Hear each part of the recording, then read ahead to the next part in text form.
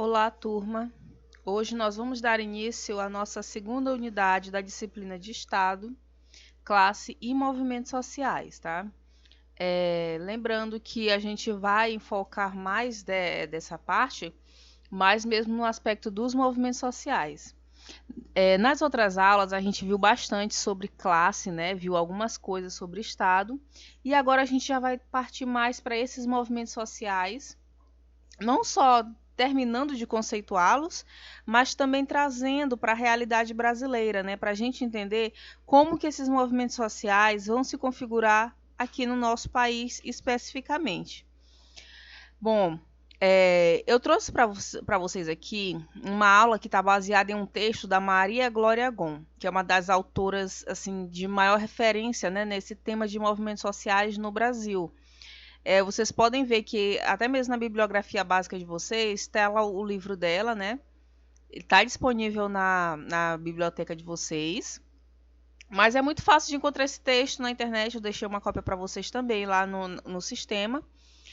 E a gente vai ver, começar a ver, né, pelo menos agora, como que durante esses nossos 500 anos de história, os movimentos sociais foram se construindo, né, desde antes que fossem movimentos sociais de fato, mas aqueles movimentos populares, aquelas revoltas populares, né, que foram dando origem ao que nós temos hoje enquanto sociedade brasileira, certo?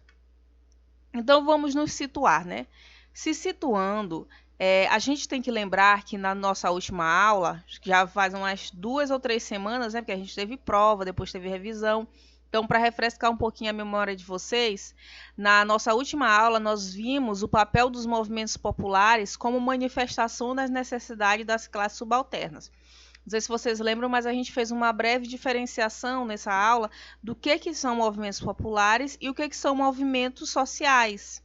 Né? E a gente trouxe também as principais tendências, a tendência culturalista, a estruturalista, a tendência marxista, né? A gente resumiu ali quais são essas 3 visões sobre os movimentos sociais.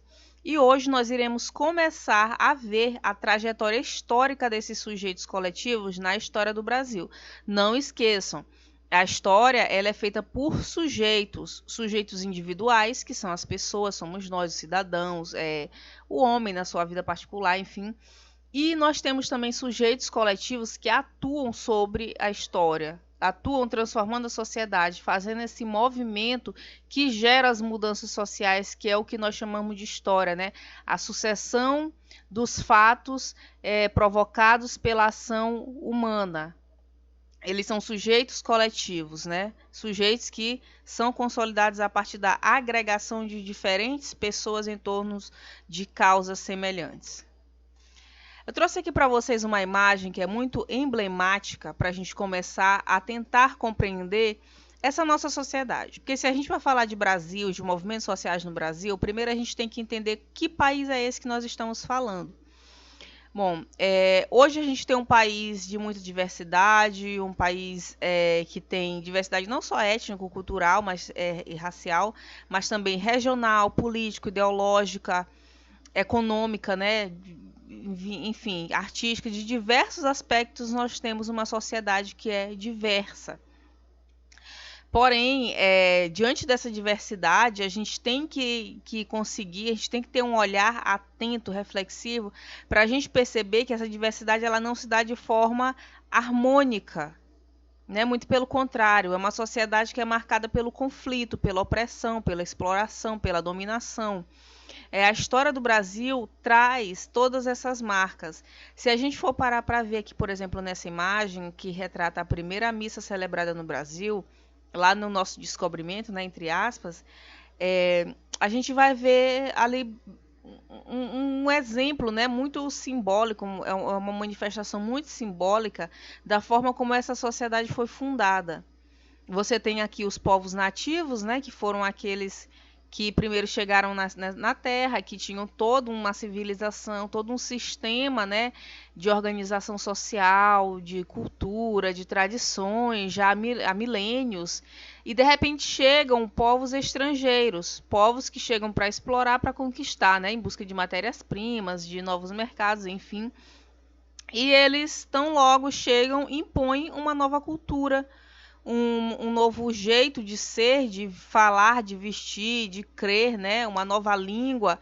E isso vai marcar o que é esse Brasil, né? Um país que foi marcado por esse processo violento de aculturação, de imposição de uma determinada classe, raça, sexo, grupos, de uma determinada cultura sobre outra.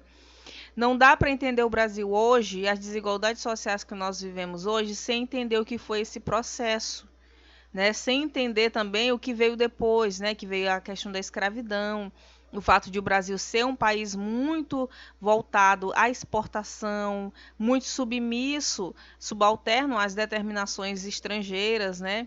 Então, para entender o que é o Brasil hoje, a gente precisa entender como esse país surgiu enquanto colônia, né? Bom, como será que esse país que surgiu ali de uma maneira tão paternalista, tão autoritária, tão repressora, né? Apesar de que ainda nós temos esses traços, mas como que esse país se tornou um centro de efervescência de movimentos sociais? Hoje o Brasil é um dos países que mais possuem movimentos sociais, movimentos de classe, de categorias, né? De gênero, enfim, movimentos LGBT, étnico-raciais. Como que isso foi se dando, né? A gente vai ver isso ao longo agora aqui da nossa aula, é muito interessante esse tema, mas primeiro eu quero combinar aqui com vocês para a gente poder revisitar o conceito de movimentos sociais. Sei que vocês já ouviram falar sobre isso, podem estar um pouco cansados de falar sobre isso, mas é sempre bom a gente ressaltar essa temática, essa conceituação, tá? Bom, os movimentos sociais, segundo a Maria Glória Gon, fazem parte da sociedade há muito tempo, né? E é comum ouvirmos a respeito de sua atuação em diversas áreas e problemáticas. Então, não há ninguém que nunca tenha ouvido falar em um movimento social. Você pode não fazer parte de nenhum, você pode não simpatizar com nenhum, mas é impossível que você não tenha ouvido falar em um movimento social. O movimento feminista, o movimento LGBTQI, movimento negro, movimento sem terra, dos sem teto, dos atingidos por barragens. Você sempre vai ter como referência, né, tem também os de direita, por exemplo, o movimento Brasil Livre. Né, você sempre vai ter alguma referência desses movimentos, eles fazem parte da nossa vida, né? Pode-se dizer que todos conhecem algum tipo de expressão desses movimentos ou já ouviu falar a respeito deles em algum momento, seja por suas manifestações pontuais, né, por greves, por protestos, enfim, ou por suas pautas, né, que são legítimas, por suas lutas históricas ou participação na vida política do país, por exemplo. Os movimentos sociais, eles têm representatividade junto aos partidos, né? Tem partidos que defendem os interesses de determinados grupos, né? E esses movimentos fazem pressão junto ao Estado para que os direitos desses grupos sejam representados. Então, por exemplo, se hoje a gente tem uma lei, né, que já aprova a adoção de crianças por casais homoafetivos. Isso foi uma conquista desse movimento, né? Nós temos cotas raciais, foi uma conquista dos movimentos negros, indigenistas, cotas para as mulheres, a Lei Maria da Penha, tudo isso foi conquista pressão, né, desses movimentos, certo? Então eles estão ativos na vida política do país. Isso significa que os movimentos sociais, enquanto sujeitos coletivos, estão presentes no cotidiano com mais frequência do que imaginamos. Né? Então, muito do que a gente usufrui é fruto da luta, né? Dos protestos, das reivindicações desses movimentos sociais. Então, a gente viu aquela primeira imagem, né, que mostra aquele Brasil surgindo ali de uma maneira bem, bem vertical, né? Chega o estrangeiro, chega o colonizador, o ibérico, né? Chega o português, impõe sua cultura, suas crenças, seu sistema religioso, cultural. E hoje a gente tem um Brasil que se levanta contra essa herança. Hoje a gente tem um Brasil que coloca suas pautas, né, diversas dessa visão mais hegemônica de país. São camadas da população que chegam e falam, não, olha, nós estamos aqui. Nós temos historicamente nossos direitos violados, suprimidos, e hoje nós queremos ter as nossas reivindicações, nossas demandas, nossas necessidades atendidas, né? Então, nós estamos aqui, nós somos cidadãos, fazemos parte da construção histórica desse momento histórico do Brasil e precisamos ser atendidos. Tem alguns exemplos aqui, por exemplo, aqui citando para vocês. Temos o MST, que é o Movimento dos Trabalhadores e Trabalhadoras Sem Terra, que é um movimento assim que lida com uma questão delicadíssima no Brasil, que é a questão da terra, né? O bem mais concentrado no Brasil é a terra. A origem da nossa desigualdade social começa nessa concentração fundiária. Então, é um movimento que luta pela reforma agrária, e essa reforma nunca foi feita porque ela mexe na estrutura de poder no Brasil. Nós temos uma estrutura de poder fundada na posse da terra, no fisiologismo, que é o que se chama, né? Mas isso é matéria para vocês verem outras coisas, né? Mas esse poder baseado na posse da terra se chama fisiologismo. Nós temos aqui também, inclusive no Maranhão a gente tem muito, né, a existência disso, da terra enquanto poder político, né? Isso é muito frequente na nossa realidade local, no Nordeste também. Temos as lutas raciais, né, os movimentos negros, movimentos indigenistas, que é um movimento étnico, né, muito mais do que o racial, é um movimento étnico, né, porque eles são povos, né, eles são povos que, digamos assim, eles têm uma cultura à parte, né, eles estão integrados à sociedade brasileira, mas eles têm uma cultura à parte, né, então até mais do que o movimento negro, o movimento deles tem um recorte cultural, um recorte de uma identidade mesmo bem forte. Temos o movimento pela moradia, né, do MTST, o movimento dos sem-teto, o movimento de mulheres, que é um dos que mais ganha força ultimamente, né? Enfim, são exemplos. Vale lembrar que a transformação social, a conquista de direitos e a melhoria das condições de vida da classe trabalhadora são processos construídos coletivamente, né? Então, nenhuma conquista, nenhum processo social é feito por um indivíduo só. É aquilo que a gente fala, né? Andorinha só não faz verão. Para a gente conquistar direitos, são lutas de anos, às vezes de décadas, de séculos, para que esses direitos sejam alcançados. E eles são feitos coletivamente, por várias pessoas, às vezes por várias gerações, né? Onde todos são partícipes e têm sua parcela de contribuição. Então, não só pessoas individualmente atuam na mudança da sociedade, nas transformações históricas, mas os movimentos sociais também. Esses movimentos sociais, eles atuam muitas vezes até mais incisivamente do que sujeitos individuais, né? A classe trabalhadora, as classes mais populares, elas necessitam dessa maior união, dessa maior aglomeração em torno de uma causa para que ganhe força, né? Uma vez que nós não temos a força, o poder econômico e político, nós temos que ter o poder numérico, né? Nós somos maioria numérica.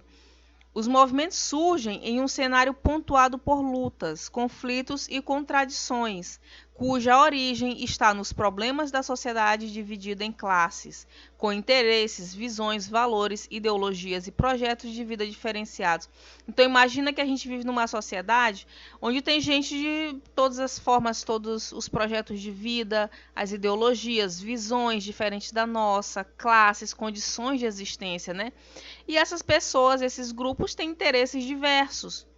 Diante da defesa desses interesses, essas classes eventualmente entram em conflito, né? Ou elas estão o tempo todo em conflito constante, como alguns defendem. Então, o movimento social ele surge nesse cenário de luta. Ele não surge num cenário de harmonia perfeita, né? Que dificilmente você encontra isso, né, em sociedades humanas, principalmente na sociedade capitalista, mas o movimento social ele surge em um contexto de conflito, em um contexto onde uma determinada classe, um determinado grupo não se vê contemplado em suas principais necessidades e pautas diante daquela realidade. Então, o movimento social é fruto da diversidade de interesses, de visões, valores que se encontram em conflito. Para a gente conseguir identificar um movimento social, não, isso aqui é movimento social, isso aqui não é. Tem 4 diferenças, né, 4 aspectos que a gente precisa estar prestando atenção. Então, por exemplo, quando você vê uma manifestação, ou vê um protesto, ou vê uma determinada organização, uma associação de mães, de bairro, enfim, isso é movimento social? Como é que eu vou saber se isso é movimento social ou não? Existem 4 pontos que a Maria Glória Agon coloca para você conseguir identificar essas características fundamentais, né, que tem que estar presente em um movimento social. A primeira diferenciação é que movimentos sociais não são a mesma coisa que grupos de interesses. Então, por exemplo, pode ter um determinado grupo de interesse querendo aprovar uma lei. Ah, tem um grupo de empresários que quer aprovar uma lei trabalhista aí, que pode beneficiá-los, ou uma lei de incentivo fiscal, enfim. É um grupo que tem um interesse em comum, mas isso não significa que eles formam um movimento social. Primeiro, porque a ação de um grupo de pessoas tem que ser qualificada por uma série de parâmetros. Deixa eu só destacar aqui para vocês. A ação de um grupo de pessoas tem que ser qualificada por uma série de parâmetros para que seja um movimento social. Que parâmetros são esses, né? Esse grupo tem que formar um coletivo social. E, para tanto, necessita ter uma identidade em comum. Aqui, ó. Então, não basta ter interesses em comum, é preciso ter identidades em comum. Por exemplo, serem todos negros, ou todos índios, ou mulheres, ou LGBTs, ou trabalhadores de um determinado setor, trabalhadores da saúde, trabalhadores da educação, né? Serem defensores dos animais, ou da natureza, enfim, dos sem-teto, defensores da reforma agrária. Essas pessoas precisam se identificar. Então, por mais que eu simpatize com a luta do sem terra, eu não faço parte do movimento sem terra, porque eu não sou uma pessoa que tem esse tipo de identidade, eu não sou uma trabalhadora sem terra. Então, por exemplo, por mais que eu me solidarize e simpatize com o movimento LGBTQI, né? Eu não faço parte desse movimento, porque eu não tenho aquela identidade. Você tem que ser portador daquela identidade, daquele grupo, para pertencer a esse movimento. Se não há uma questão de identidade, não há um movimento social. Então, por exemplo, várias pessoas podem estar interessadas na ampliação dos direitos dos indígenas. Mas se você não é um indígena, você não faz parte desse movimento, né? Você pode simpatizar, você pode colaborar, ser um colaborador, mas não te torna, né, um membro legítimo desse movimento. É a questão da representatividade. Hoje a gente já discute muito a questão do lugar de fala também, né? O sujeito que fala a partir do local legítimo que ele representa, né? É uma discussão muito interessante isso. É preciso ter uma história e uma cultura em comum. Então, o que agrega, né, essas pessoas, além do interesse e da identidade, é a sua história e cultura em comum.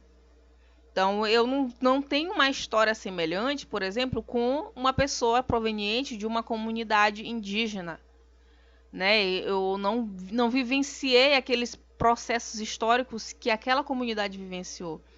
Eu não partilho daquela cultura, né? Então, eu posso olhar e me aproximar desse movimento, mas o que caracteriza mesmo os membros deles são essa questão de, olha só, não esqueçam, identidade, história e cultura, certo? Segundo, é preciso compreender que movimentos sociais não se resumem a meras manifestações ou atos eventuais. Então, uma greve de motorista, uma greve de professores, uma greve de servidor público, né, que está com seu salário atrasado. Isso não representa necessariamente um movimento social. Isso é uma movimentação ali eventual, né? O movimento social, ele se refere a causas maiores, mais amplas, né? São causas mesmo históricas, né? É uma movimentação histórica. Então, por exemplo, quando o movimento de trabalhadores ele faz greve, ele não está lutando só por aquele imediato que é a melhoria do salário ou por uma condição melhor de trabalho ou essa ou aquela. Ele está lutando por uma causa histórica, que é a opressão, né, que a classe trabalhadora sofre. Tem um fundamento mais enraizado naquela luta dele, né, em prol de seus interesses contra aqueles que o oprimem. Terceiro, um protesto, né, pacífico ou não, uma rebelião, uma invasão, uma luta armada, são modos de estruturação de ações coletivas. Então, essas coisas por si só não compreendem movimentos sociais. Então, não é porque houve um protesto, houve uma rebelião, uma invasão, tinha um terreno ali que estava mal usado, as pessoas foram lá e invadiram para pedir casa. São estratégias que podem ser usadas por um movimento social, mas essas estratégias em si não são esses movimentos, né? E quarto, aqui, ó, são estratégias. Aqui, ó, certo? Mas sozinhos não são movimentos sociais.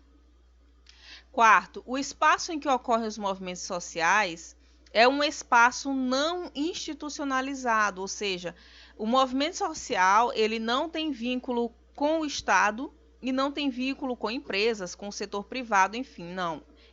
A esfera dele é a sociedade civil organizada. Muitas vezes ele se vincula a ONGs, a associações, cooperativas, enfim, mas ele não está atrelado ao Estado, tá? Movimentos sociais não são, digamos assim, membros institucionalizados do Estado, embora eles possam ser uma voz a ser ouvida por esse Estado, mas eles não são institucionalizados, então eles não são, tá? Essa institucionalização não existe. Os movimentos sociais se referem à ação do homem na história. Se a gente for parar para pensar, o que era o mundo há 200 anos atrás e o que é esse mundo hoje, a gente pode concordar que ainda existem muitas desigualdades e muitas dificuldades, muitas violências e necessidades que precisam ser superadas. Mas a gente também pode concordar que muita coisa já foi melhorada. Muita coisa já foi conquistada em termos de melhoria de condições de vida, melhoria de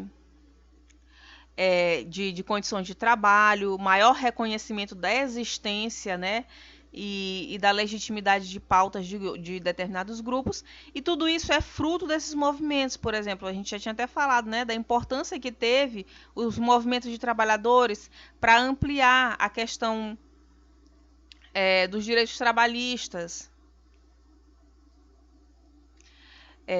Então, o homem ele vai se movimentando na história, ele vai modificando aquela sociedade coletivamente, não só individualmente, mas coletivamente, né, através desses movimentos. Como foi que o Brasil saiu da ditadura, né, passou por processo de redemocratização? Foi através de movimentos coletivos.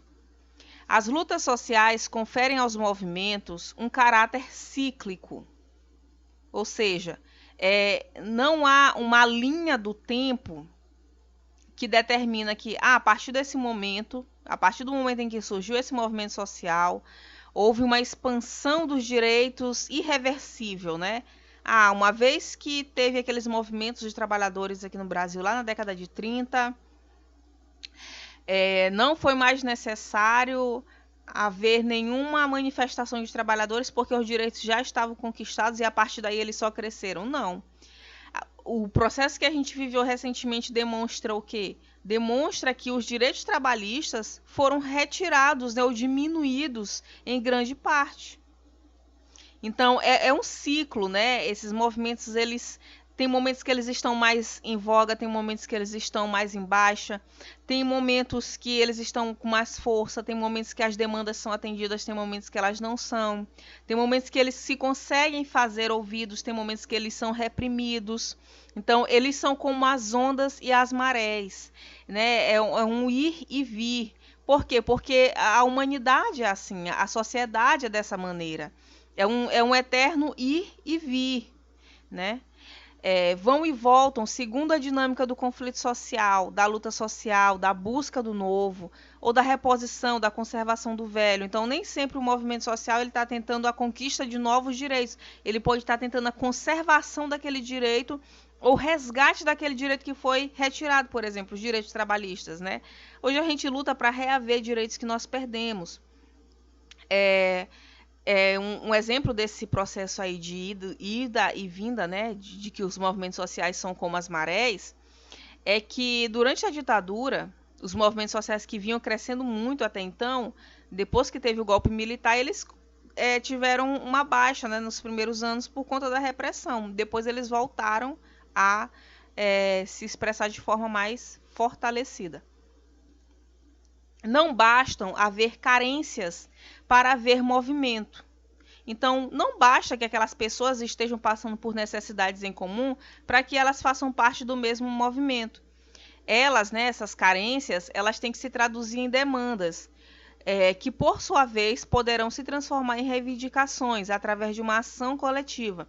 Então, para que essas necessidades sejam atendidas pelo Estado ou por determinados setores da sociedade, é necessário que não basta que você reconheça uma carência. Nós temos uma falta de, digamos, de transporte aqui nessa cidade ou nesse bairro.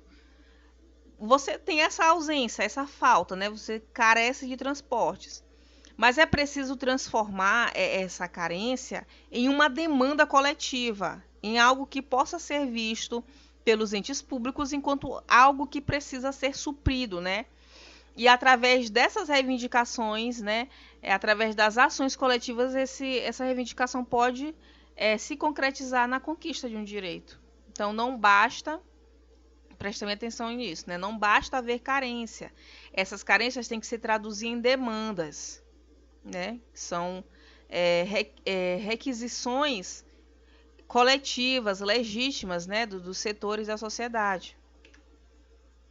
A Maria Glória Gon, ela vem trazer até uma conceituação de movimentos sociais que complementa uma que eu já tinha até colocado aqui para vocês, que também é dela, que ela diz o seguinte: movimentos sociais são ações coletivas de caráter sociopolítico, construídas por atores sociais de diferentes classes e camadas sociais. Eles politizam suas demandas e criam um campo político de força social. Ou seja, eles politizam essas demandas, né, na sociedade civil. Suas ações estruturam-se a partir de repertórios criados sobre temas e problemas em situações de conflitos, litígios e disputas. As ações desenvolvem um processo social e político-cultural que cria uma identidade coletiva ao movimento, a partir de interesses em comum. Então, essa identidade coletiva, de novo aqui reforçando, ela é essencial, né? Esta identidade decorre da força do princípio da solidariedade e é construída a partir da base referencial de valores culturais e políticos compartilhados pelo grupo. Então, esses movimentos sociais, eles têm um caráter sociopolítico, né? Como diz a Maria Glória Gon. Isso significa o quê? Que eles não se baseiam só em questões de necessidades materiais, sociais, imediatas, mas eles têm um caráter político também. O que significa política? Significa a participação, o diálogo, né? A discussão das pautas de forma aberta e coletiva pela sociedade. Então, esses movimentos, eles têm um caráter político. Essas demandas, elas têm que ser politizadas. Elas não podem ser tidas como é o problema daquela categoria, o problema daquela comunidade, é o problema daquele grupo específico. Não. Elas têm que ser politizadas, elas têm que ser colocadas em pautas e ver qual é a origem, qual é a relação disso com a estrutura social, quais são as consequências dessas ausências, dessas carências, né? E já reforçando, né, a questão de que é preciso que haja uma identidade, uma visão cultural coletiva, né, interesses em comum. E há um fator principal, né, crucial para que esse movimento social se consolide, que é o fator da solidariedade. A gente vai já ver o que é essa solidariedade, né? E é também necessário que haja uma base comum para todas essas pessoas que fazem parte do movimento. Então, imagina um movimento social composto por milhões de pessoas, né? Milhares de pessoas, digamos, movimento de mulheres, tem muita gente que simpatiza, que faz parte. Todas essas pessoas têm que partilhar daqueles valores políticos daquele grupo, né? Digamos, seja o empoderamento, a emancipação feminina, igualdade de salários, enfim, né? Isso são só exemplos. Os movimentos contribuem para as mudanças na vida política e na sociedade civil. Muitos dos direitos alcançados ao longo dos últimos tempos foram fruto de lutas travadas pelos movimentos sociais, por exemplo, o direito à saúde pública, à educação pública, a Lei Maria da Penha, a UECA, etc. Os exemplos já até tinha colocado, né, lá no outro slide, que tem aquelas fotos dos movimentos, né, trabalhadores, sem terra, sem teto, de mulheres, enfim. Hoje a gente tem um SUS, né, que é um Sistema Único de Saúde, e esse Sistema Único de Saúde foi fruto de muita luta dos movimentos sanitaristas, né, que reivindicavam esse direito público à saúde e que foi consolidado através da Constituição de 88. Mas antes no Brasil, essa política de saúde, né, ela ainda era muito fragmentada. Depois que esses movimentos reivindicam uma saúde pública, um sistema único de saúde que ele é consolidado, que ele permite ser consolidado a partir da Constituição de 88, né? É possível que surja o SUS. Então a gente percebe um direito básico que a gente está usufruindo muito agora no momento, que é fruto de uma pauta de um movimento social. A educação pública, né, foi muito pautado, muito reivindicado pelos movimentos ligados à educação, os movimentos de alfabetização, de educação popular foram muito fortes nos anos 70, nos anos 60, até os anos 80, né? Contribuíram muito também para a questão da universalização da educação no Brasil. A Lei Maria da Penha, que foi fruto de uma luta muito grande dos movimentos de mulheres, né? Assim como as delegacias de mulheres também. O ECA, que é o Estatuto da Criança e do Adolescente, foi fruto dos movimentos ligados à defesa dos interesses de crianças, né, e adolescentes, jovens. A CLT, que é a Consolidação das Leis Trabalhistas, foi fruto desses movimentos, né? Então eles estão ali, eles estão na sociedade, eles estão construindo, eles estão contribuindo para as transformações, para o surgimento de novas demandas, para o saciamento de demandas que já existem, né? E aqui a gente vem falar a respeito do princípio da solidariedade. Qual a importância da solidariedade para a consolidação de um movimento social, para a legitimação desse movimento, né? Para que esses movimentos sociais consigam ser coerentes e agregar pessoas e grupos, né, em torno de pautas, é necessário que haja a solidariedade.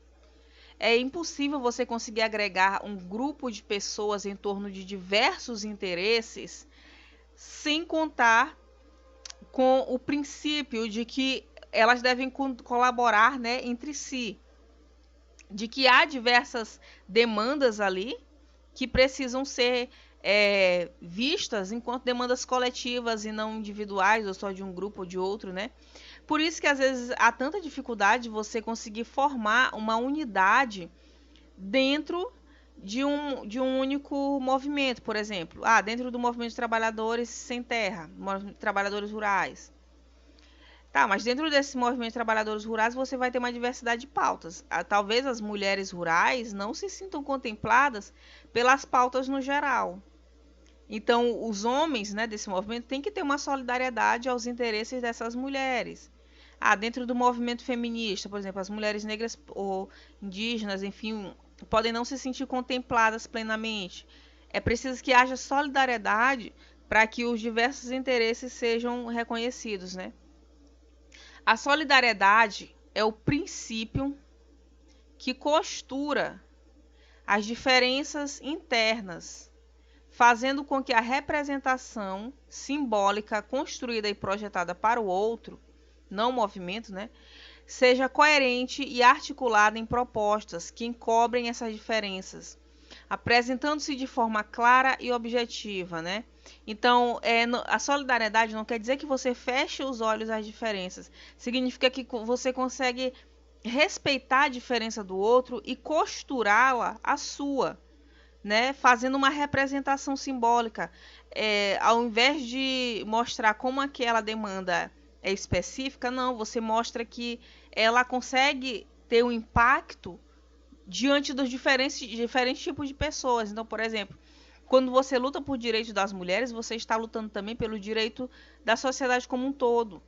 Melhorando a condição de vida de mulheres, você melhora a condição de vida dos homens, das crianças, dos idosos. melhorando o acesso de negros, de índios ao mercado de trabalho, à educação superior, à política, você melhora a sociedade como um todo. Então, a solidariedade é você perceber a diferença do outro como algo que pode contribuir ali dentro daquela situação, daquela pauta, daquelas necessidades coletivas, né? E aí a gente vai ver agora um pouco como foi esse momento histórico, nesse movimento histórico das lutas sociais no Brasil. Desde os tempos do Brasil colônia, a sociedade brasileira é pontilhada de lutas e movimentos sociais contra a dominação, a exploração econômica e, mais recentemente, contra a exclusão social.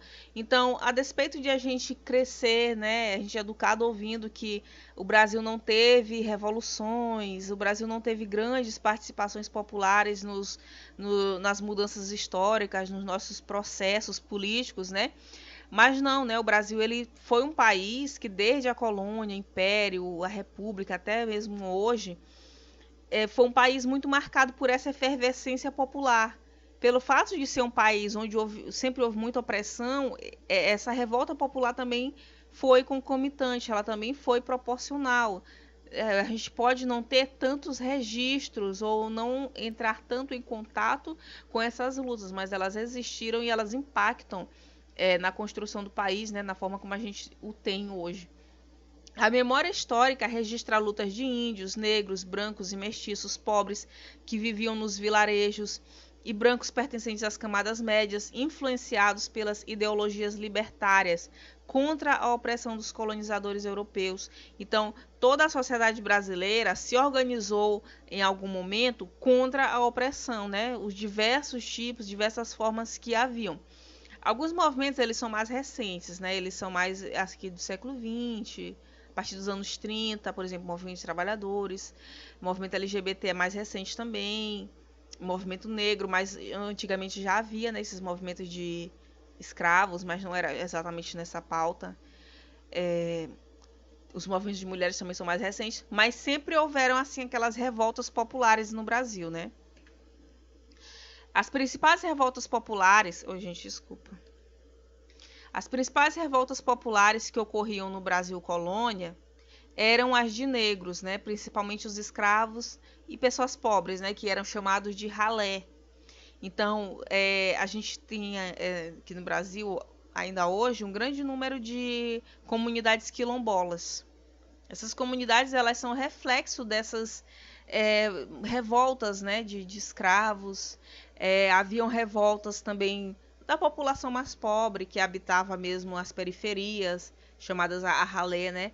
Mesmo sendo livres, mas eles tinham também aquela marca de sofrer por aquela opressão, né? O Brasil colônia, ele tinha um sistema, né, político que era pouco participativo, não era democrático ainda, né? Então o Brasil ele tem essa marca de autoritarismo e violência muito forte, né? Aqui a gente tem, por exemplo, uma pirâmide social daquele momento. Aqui embaixo a gente tem os escravos, né? A gente tem os negros, a gente tem os índios, que eram os excluídos, os que não tinham direitos, né? Não tinham direitos à educação, a acumular bens, a ter propriedades, nada assim, eram animalizados, né? Objetificados mesmo, massacrados, perseguidos. Aqui um pouquinho acima, digamos assim que na camada média da população, a gente tinha os homens livres. Eram os senhores de terra, os senhores de engenho, aí tinha aquelas classes mais baixas, que eram os carpinteiros, ferreiros, capatazes, artesãos, né? A mulher ela também era muito oprimida em todas as classes, né? Claro que diferenciava de proporção, se ela fosse escrava, se ela fosse uma mulher livre pobre, ou uma mulher livre mais rica, né? Mas era uma sociedade muito, muito patriarcal, muito machista e racista também. E lá no topo a gente tinha a aristocracia brasileira, né? Que eram os senhores de engenho e os administradores da colônia. Então a gente já percebe que essa classe política e essa classe econômica no Brasil, elas se fundem já desde o nosso início, né? A gente percebe que muitas coisas não mudaram ou foram evoluindo, né? Para ficar mais ou menos da forma como a gente tem hoje o país. Aqui eu trouxe para vocês alguns exemplos das revoltas que aconteciam durante o Brasil colônia, né, Brasil Império ali, de 1500 a 1889, né? A gente tem aqui, por exemplo, a revolta de Zumbi dos Palmares, que é a revolta de negros mais conhecidas, né? Mais conhecida. E ele é um símbolo, né, da resistência dessa pauta, dessa questão. Temos a Inconfidência Mineira, que foi uma revolta ligada à questão da cobrança dos impostos, da independência do Brasil, a conspiração dos alfaiates em Minas também, ali próximo dessa época, Revolução Pernambucana, a Balaiada no Maranhão, que foi uma revolta também de escravos, né? Uma das revoltas populares assim mais marcantes do Brasil naquele período, né? Chamado período regencial, se eu não me engano.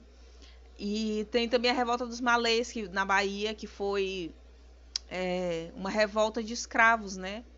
Uma revolta essencial de negros, escravos e libertos, né? Essencialmente, pelo fim da escravidão e para que eles permanecessem também no Brasil, né? Então essa revolta dos malês vale a pena a gente conhecer, é muito interessante. Assim como a cabanagem no Pará, né? Que foi a revolta da população mais pobre contra aquela opressão. Revolução Praieira em Pernambuco, Ibicaba em São Paulo, Vassoura no Rio de Janeiro, Quebra-Quilos em Pernambuco, Muquers no Rio Grande do Sul, Revolta do Vintém e a Revolta de Canudos na Bahia, que foi uma das maiores revoltas populares do Brasil de todos os tempos, toda a nossa história.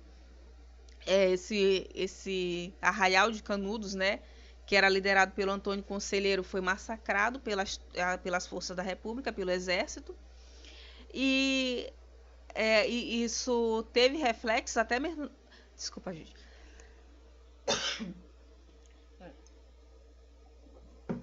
Teve reflexo até mesmo na formação das comunidades periféricas lá no Rio de Janeiro, né, nas favelas.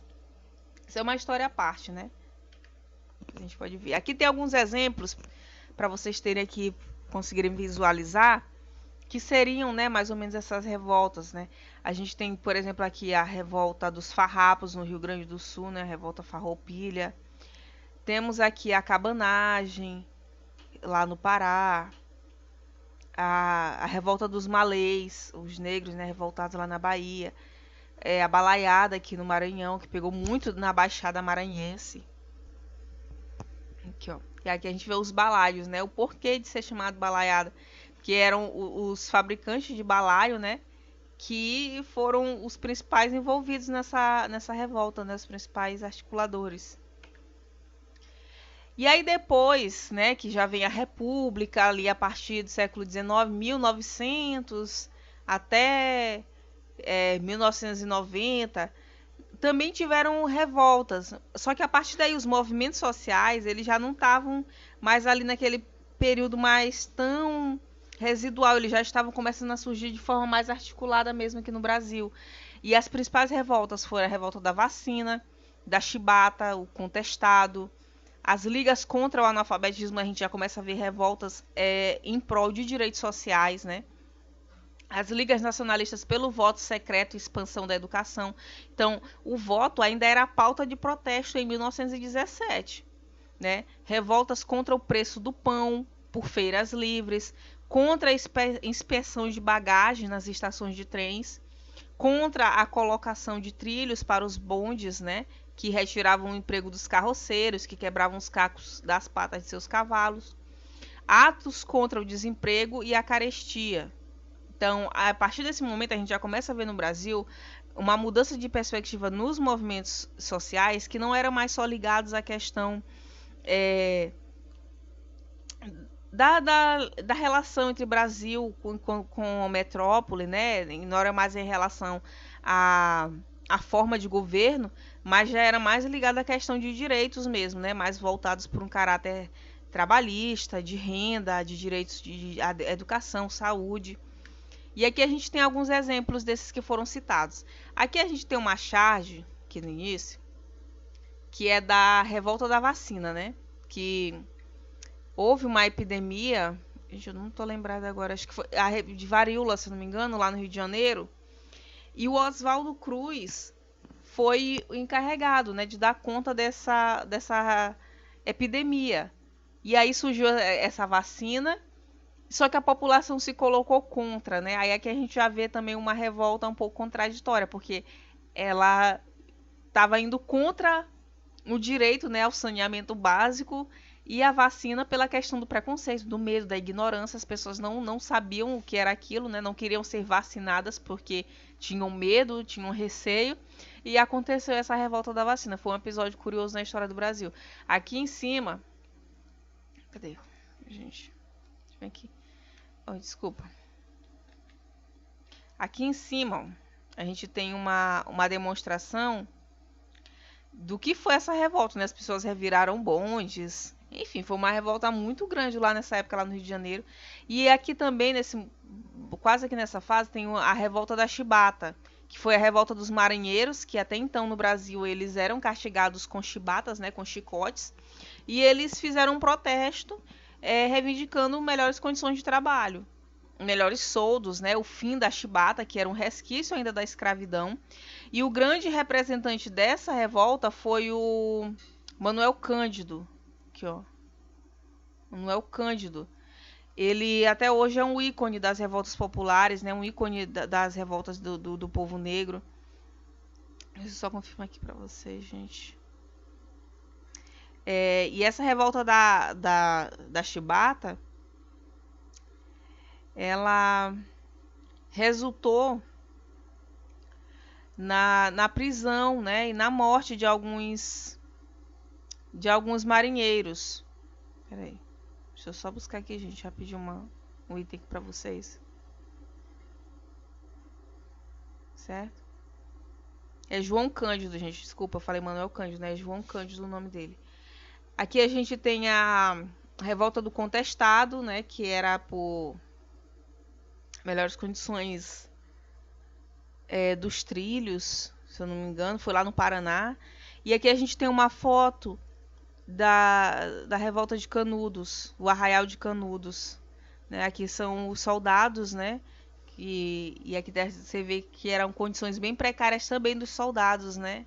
Então eles foram destruir esse arraial de revoltosos, de pessoas que queriam ali a sua terra, com promessas de que teriam casas quando voltassem para o Rio de Janeiro. Só que chegando lá eles não tiveram essa promessa cumprida. E aí eles subiram aos morros para construir ali as primeiras favelas. Então a gente percebe que até mesmo os agentes desse estado que foram combater esse movimento social ali de Canudos, eles mesmos estavam em condições sociais muito parecidas, né? Isso é muito comum, né? A gente vê a classe que oprime o movimento social, a categoria que oprime o movimento social, ter uma condição de vida muito parecida. Por exemplo, quando a gente vê policiais agredindo professores numa greve, os policiais têm a mesma condição de vida dos professores, né? Mas eles estão ali enquanto braço do Estado, braço armado. No início do século XX, o Brasil começou a se industrializar e urbanizar cada vez mais.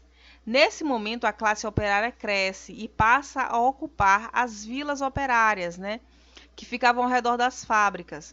Nesses ambientes, a vida era dura e com precárias condições de existência.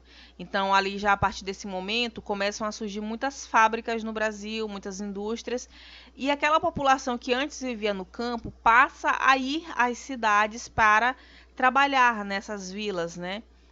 Nessas fábricas. E eles vão ocupar aquelas vilas que ficavam ali de satélite, né, daquelas fábricas.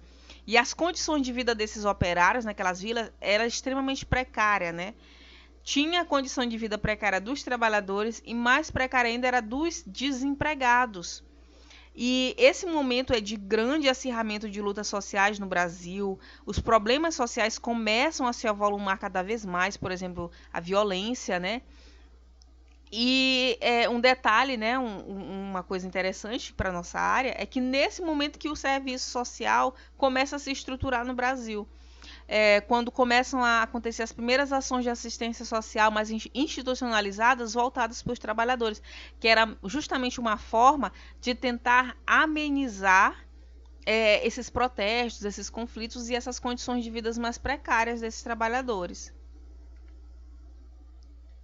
A precariedade das condições de vida dos operários levou a uma maior organização da classe trabalhadora e o fortalecimento de um movimento social em defesa dos interesses dos trabalhadores, que através de greves, mobilizações, partidos políticos e diversas formas de reivindicações, consegue pressionar o Estado para criar leis e mecanismos de proteção social ao trabalhador. Então, aqui, ó, foi o protesto desses movimentos trabalhistas, essa pressão diante daquela condição de vida precária, que levou o Estado a elaborar suas primeiras leis, né, e políticas sociais que dessem algum tipo de amparo para esse trabalhador. Aposentadorias, né, leis trabalhistas. E as primeiras conquistas desses movimentos sociais de trabalhadores é concretizada na CLT, que é a consolidação das leis trabalhistas, né, que a gente tem até hoje. Algumas modificações, ampliações, retrocessos, como eu falei. É uma maré, né? Ela vai e volta. O direito, às vezes, ele é conquistado, mas ele volta, né? Então, é tudo um processo. Que foi durante o primeiro governo de Getúlio Vargas. Então, durante esse momento, havia muitas manifestações, muitas greves, muitos protestos, e o governo se viu pressionado a ter que consolidar leis que protegessem os trabalhadores. E aí a gente tem a primeira grande conquista, né, que a gente pode considerar a primeira grande conquista de um movimento social organizado no Brasil, que são as leis trabalhistas. Né, a importância que isso tem até hoje para a gente. Então a gente percebe como que o simples fato de nós termos uma carteira de trabalho, o direito a 13º salário, salário mínimo, férias, como isso repercute até hoje, né? Coisas que aconteceram há quase 100 anos atrás. Então, hoje a gente tem salário mínimo, 13º, férias, repouso semanal, férias remuneradas, assistência médica e sanitária, uma idade mínima para trabalhar, uma idade mínima para você se aposentar. Né? Então, tudo isso foi conquista, para a gente perceber a importância que esses movimentos sociais têm para o Brasil. Né? Que eles não têm que ser vistos como certos movimentos só de quem está ali participando, mas que eles têm impacto na sociedade como um todo. Ela foi de 1º de maio de 1943, né? Quando a gente comemora até mesmo o Dia do Trabalho, 1º de maio. Bom, gente, sinteticamente, né, sucintamente, claro que esse tema ele é muito amplo, ele suscita um debate muito maior ainda. A gente pode descrever o início dos movimentos sociais no Brasil a partir dessa apresentação aqui que a gente fez. A gente vai prosseguir com a caracterização desses movimentos a partir das próximas aulas. Mas o texto que eu deixei para vocês, ele é de fácil entendimento e ele já traz algumas pistas, né, que vocês já podem dar uma lida, uma olhada. Tem alguns vídeos, acho que vou deixar um link também para vocês. Né? Então, adiante nós veremos como se deu a trajetória desses movimentos e quais suas contribuições para a sociedade em que vivemos hoje. E você, né, conseguiu perceber a importância desses movimentos para as transformações na história? Deu para perceber, gente, a contribuição dos movimentos sociais? Ficou claro? Né? Consegue se ver como parte dessa mudança também? Quer dizer, não é só enquanto membro de um movimento, né, de carteirinha ali, mas consegue se perceber enquanto pessoa que em maior ou menor medida é representado por algum movimento, alguma pauta? Consegue sentir o impacto desses movimentos nos direitos que você tem hoje? Isso é uma reflexão que fica, né? Eu quero que vocês terminem essa aula com reflexões, né? Qualquer dúvida, sintam-se à vontade para estar tirando. E o texto que a gente trabalhou é esse, que já está disponível para vocês, da Maria Glória Gon, 500 anos de lutas sociais no Brasil, movimentos sociais, ONGs e terceiro setor, tá bom, gente? Eu agradeço muito a atenção de vocês. Eu espero que a aula não tenha ficado muito maçante, nem muito extensa, tá? Eu agradeço muito a atenção de vocês, espero que vocês tenham um bom estudo, sintam-se à vontade para tirar qualquer dúvida e a gente se vê logo mais. Abraços, tchau, turma.